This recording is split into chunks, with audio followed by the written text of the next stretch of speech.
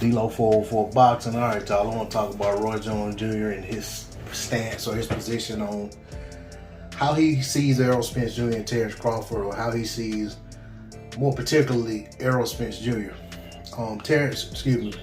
Roy Jones basically did an assessment, public assessment of what he thought about Errol Spence Jr.'s record and about his competition, level of opposition, and he was highly critical.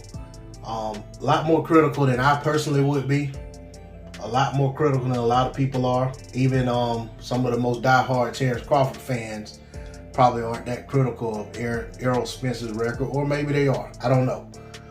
But, you know, a lot of people are feeling some type of way. They're upset because Roy said what he said, and feel like, you know, Roy's another example of older fighters not getting behind today's boxers and so forth and so on.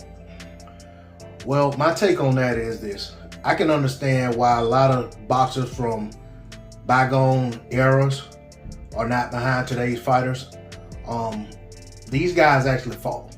These guys weren't 30 years old with a handful of fights, you know, with 20 fights, 25, 30 fights. You know, these guys actually were fighting every few months as they went up the ranks, and they weren't given the somewhat instant gratification that some of these fighters are. Even Roy came into the sport as a can't-miss prospect, kind of like Oscar De La Hoya. Only thing was Roy didn't win gold. Even though he won gold, he was granted the silver medal in one of the biggest worst robberies in the history of Olympic boxing. But with that being the case, even with all of that hoopla, Roy had to put in the work. And I'm not saying Errol Spence Jr. doesn't put in the work, but I'm not saying none of these fighters put in the work. But in general, as a whole, there's a lot of displeasure and bad taste in the mouth of boxing fans over the way boxers move in 2020, 2021, 2019.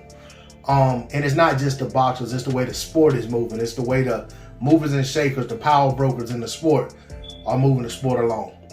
So for some people, they feel like that this is why Roy has his feelings about Errol that he has and why he voices them. But to me, I feel like that could be part of it. But as a whole, I just feel like that boxers of yesteryear are disgusted with what they see in the sport of boxing. And of course, they should be most disgusted by the guys who they feel like are getting all this gratification but aren't putting in the work to the level that they are used to seeing. Ultimately, for me, I'm not upset with Roy for what he said. I don't feel like Roy's hurting Errol by saying what he's saying.